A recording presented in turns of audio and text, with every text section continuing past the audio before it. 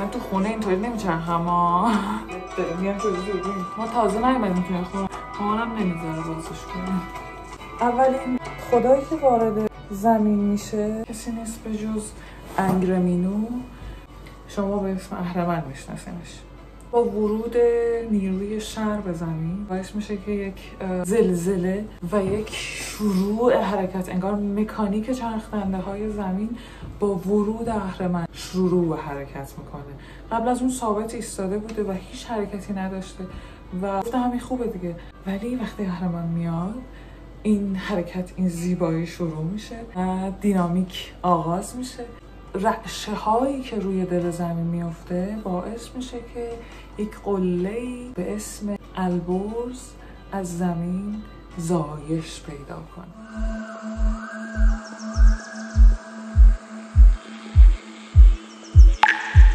فقط زایمان البرز 800 سال طول میکشه. خیلی جالبه. اگه من بخوام راجع به البرز دقیق باهاتون حرف بزنم، یه سری چیز خوشگل داره. میگه که یک پلی هست به اسم چینوت که از قله البرز، از ستیغ البرز به آسمان کشیده شده، محل رفتن ارواح به سمت زندگی بعدیشونه و اونجاست که دیوان در حال گفتگوان در انتهای اون چیزه پله. همینو بخواستم ازش بخونم. البرز به وجود میاد. بعد از به وجود اومدن البرز، دریای گیهانی بزرگ به 20 دریای کوچک و یک دریای بزرگ تبدیل میشن. 2 تا رود به وجود میاد برای اولین بار. بعد اون زمینی که یک جا متمرکز بوده به 7 قسمت تقسیم میشه. خونیوست، یک زمین بزرگ اول و 6 جزیره متحدالمرکز اطراف این خونیوست رو تشکیل میده. و جالبه تمام چیزهایی که قراره از رحم مادر زمین به دنیا بیان از این خونیوست به وجود اومدن. 33 موجود مقدس به وجود میان که در 3 دسته‌بندی جا میشن. این 33 موجود یا دیوانن، یا پریانن، یا تیتانن. اساطیر یونان هم همینطوری میگه آسمان اورانوس و مادر گایا زمین با هم همبستر میشن و 3 مدل موجود، گیگانت ها، نموفا و تایتان ها رو به وجود میارن. گیگانت ها دقیقا همون دیوان هستن. دیوان موجودات بسیار عظیم الجثه‌ای بودن، خیلی بزرگ بودن ولی خیلی عقل کمی داشتن، خیلی کودن بودن و یه کار دیگه هم ولی میکردن، اون هم این بود که ابزار جادویی میساختن. دیوان توانایی ساخت ابزار جادویی داشتن و خیلی این چیز مهمیه، بعداً بهشون میرسیم. و جالبه هر چقدر توی اساطیر یونان به گیگانت ها پرداخت نشده، در اساطیر ایران بسیار اهمیت دارن. دیوان به خودشون اصلا پرداختی دارن، مدل ها دارن. ما بزدیو داریم، ما گاودیو داریم که بزدیوان همون اجنه‌ای هستن که شما میشناسید و بعد از ادیان سامی اصلا این اسم روی اونها گذاشته شد. خیلی متفاوتن با هم. بعد پریان جادویی هستن، انجام کارهای جادویی دست اینهاست. دیگه مشخصه خیلی مهمی که دارن اینه که ظاهرشون به نسبت جایی که هستن تغییر میکنه. یعنی مثلا الان من اینجا تو آشپزخونم، اینو ظاهرم، احتمال داره برم دریا ظاهرم شکل دیگه بشه. و پریان هم همینطور بودن. پریان مثلا دریا و پریان برکه و پریان کوه با هم متفاوت بودن، هر کدوم ظاهر خاص خودشو داشتن و خب به اون هم میرسیم در خلال داستان. من فقط الان میخوام فهرست اول رو بیایم با هم بسازیم، شخصیت پردازی ها رو انجام بدیم. من بعدا وقتی تو داستان میگم فلانی فلانی فلانی، تو بشناسی بدونی این همونی بود که داشت راجبش حرف میزد. بعد از اینکه ایزد آسمان و مادر زمین به وجود میان، یه خدای دیگری نه قبل از پیدایش زمین بودن، بعد از اهرمن که شروع حرکت رو به وجود میاره، اون میاد و بین آسمان و زمین جای میگیره. اسمش وایوه، خدای باد. و وایو در واقع فرزند پروشه است که اون هم یکی از خالقین بزرگ بود شیشمیه. وایو خیلی خدای جالبی بوده. باورتون نمیشه یه خدای دو قطبی بوده. ما نهایتا توی یونان یه سری آرکیتایپ داشته باشیم راجع به مرد خانواده بودن، خیانت کردن، وفاداری، زیبایی، طبیعت، این چیزها. این فکر کنم اولین چیزی که توی اسطوره ایران داریم بهش اشاره میکنیم خدای دو قطبیه. دو تا وجهش انقدر با هم فرق دارن. یک وایوی به و وایوی بد. وایوی به بسیار نیکسرشته، بسیار کمک کننده است. بادیه که کمک میکنه به زراعت، به زندگی، به نسیم، به دریا. ولی وایوی بد وایویه که بسیار خشمگینه و خدای طوفانه و فقط خرابی و جنگ به بار میاره. باورتون نمیشه اگه بگم بهرام در واقع همون ایندره یا وایوی بده. بهرام اینطور وارد زمین میشه. بهرام مظهر نرینگی، خشمگین، پرقدرت و به 10 شکل مختلف دیده شده و جالب هر 10 شکلش نماد مرده.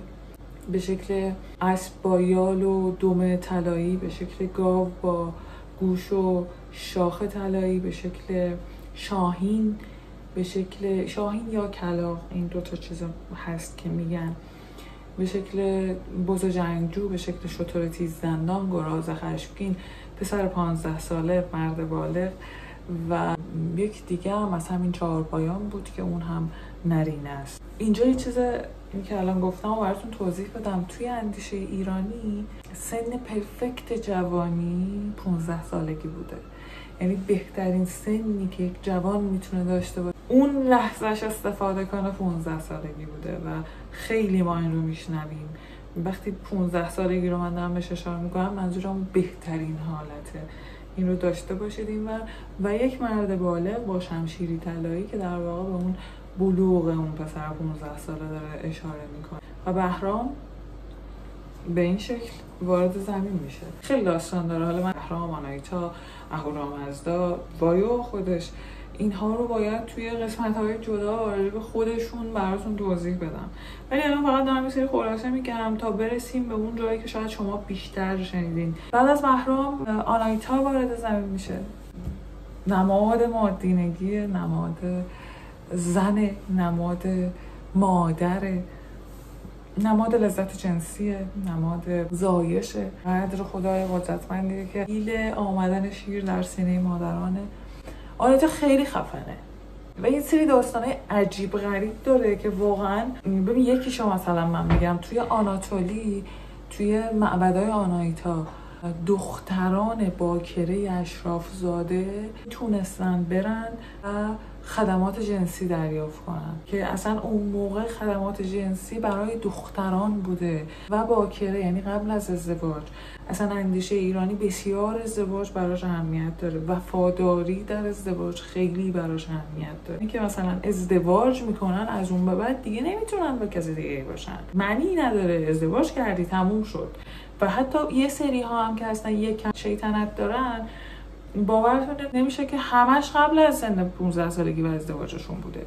اردشیر دوم اومده یه سری تندیس از آناهیتا فرستاده توی شهرهای دور، دمشق، مثل بابل، مثل خیلی جاهایی که دور باشن بدونن که ما یه همچین خدایی داریم. چون آناهیتا به صورت کاملا، هم آناهیتا هم بهرام، کاملا اسپسیفیک بهشون اشاره شده که اینها خیلی نگهبان مرزها و برآورده کننده خواستار ایرانیان بودن. توی متون هست که آناهیتا وقتی قربانی دهنده علاوه بر اون نیته، اون آدم هم براش مهم بوده که از کجا داره اینو از من میخواد. خیلی عجیبه که مثلا خارج ایرانی ها رو برده نمی کرده آناهیتا. واسه همین اردشیر دوم یه سری تندیس میفرسته شهرهای دور که اینا رو نصب کنی. تندیس های بزرگ، یه دونش که من توی عکس دیدم تو موزه است، اوریانن اکثرا. آناهیتا خدای آبه، بسیار مقدس. آبهای روان، آب، هر گونه آب. حتی میگن بد و پیدایش دریای گیهانی در آسمان منشأش آناهیتا بوده. روز 10 آبان هنوزم که هنوزه در هند دور رودخانه ها، دور دریاچه ها جمع میشن، نیایش آناهیتا رو انجام میدن و خواستشون رو از آناهیتا میخوان و قربانیشون رو تقدیم میکنن، عبادت میکنن رو به ناهید. بعد از این کار جشن میگیرن و حالا من مدل جشنش رو رفتم یکم سرچ کردم. اجازه بدید یه ذره مطمئن بشم راجبش، بعد بهش صحبت میکنم چون خیلی چیز عجیب غریبی بود. درسته توی همه سنگباره ها من میبینم جایی که مثلا دارم میگم زئوس و اهورامزدا کنار هم ایستادن، یه سنگباره هست اینطوری عکسش رو حتما براتون میذارم. زئوس عریانه ولی اهورامزدا بسیار ملبس، خوشگل، مرتب. اصلا اون عریان بودن درسته توی یونان هست ولی اصلا فکر نکنید ایران خالی از شیطنته. عجیب غریب. لعنتی تو چطور میتونی یه سری که حالا بذاریم برسم به وقتش براتون تعریف میکنم چی کارا کردن.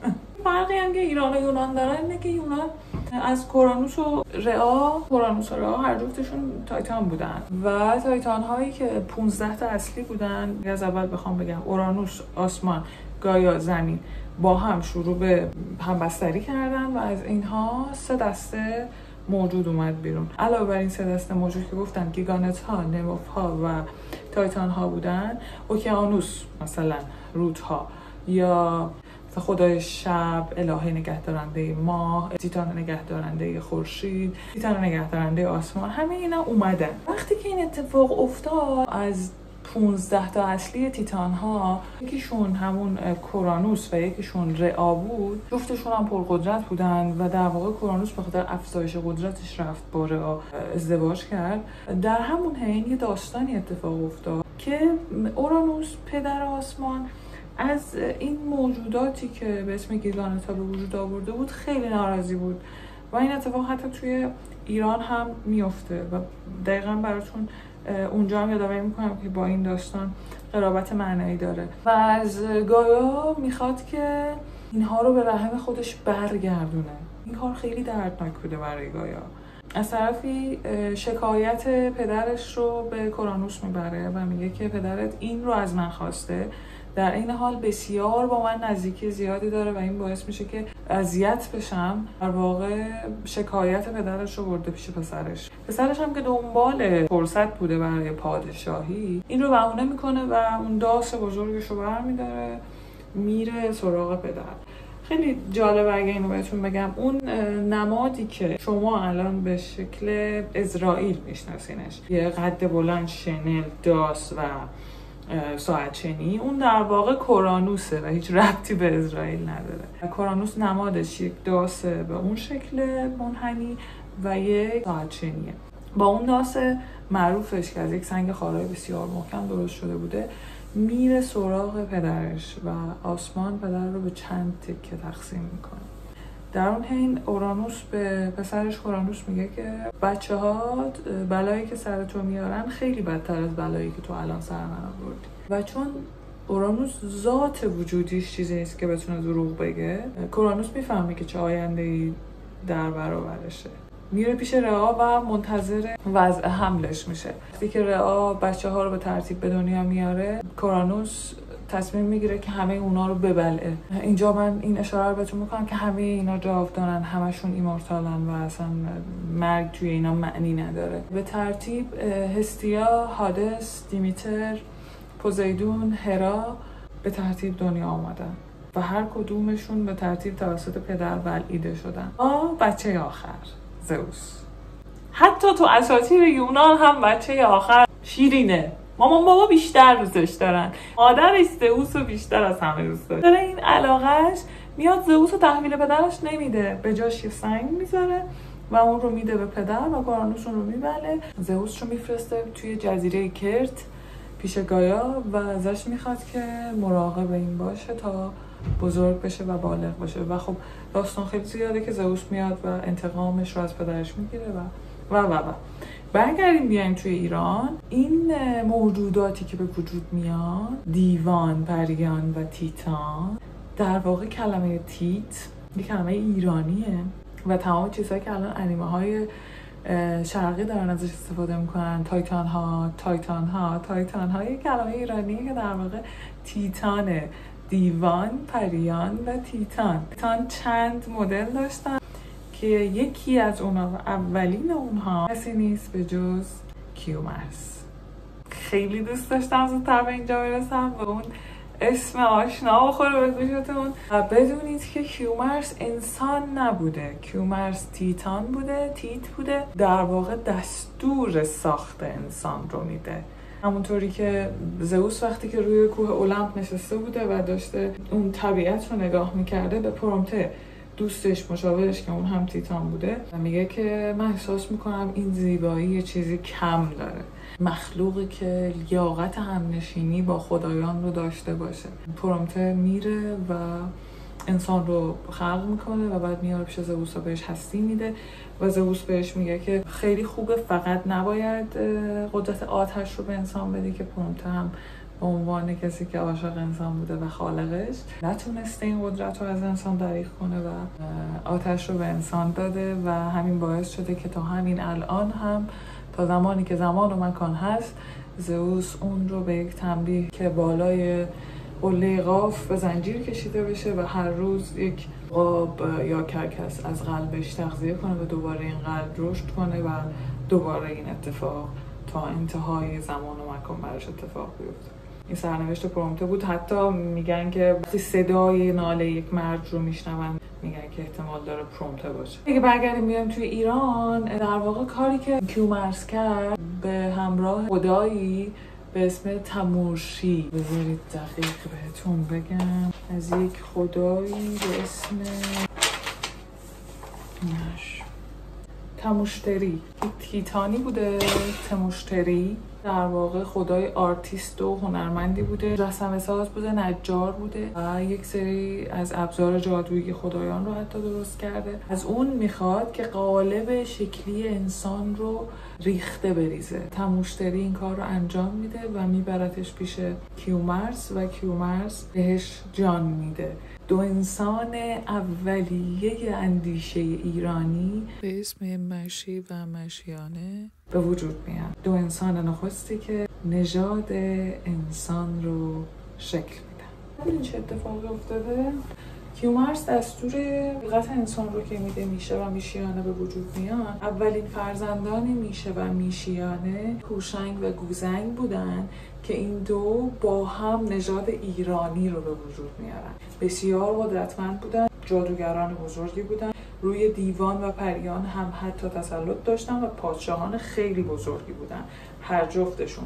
و اتفاقا یه چیز قشنگی هم که توی اساطیر ایران هست و من بهش خیلی توجه میکنم اینه که برعکس اونور یونان که یهو 6 تا بچه به وجود میان و این 6 تا شروع میکنن در هم لولیدن و یک سری نسل در جاهای مختلف رو به وجود میارن، توی ایران خیلی تمیز مشی و مشیانه در خط اول به وجود میارن، بعد یک زوج دیگر به اسم هوشنگ و گوزنگ رو به وجود میارن، بعد اونها دوباره یک زوج دیگر به اسم تحمورث و توریه رو به وجود میارن، بعد اونها جمشید و جمک، یمی و یما. درسته همه اینها از نظر نژادی خواهر و برادرن، ولی اتفاقی که افتاده اینه که زوج به دنیا آمدن و زوج زندگی کردن و فقط با هم بودن و وفاداری و ازدواج خیلی توی ایران اهمیت داشته. که وقتی من خواستم داستان‌های جمشید رو براتون تعریف کنم متوجه میشید من چرا میگم جمشیدی که تو این همه سال به ما گفتن بهترین پادشاه ایران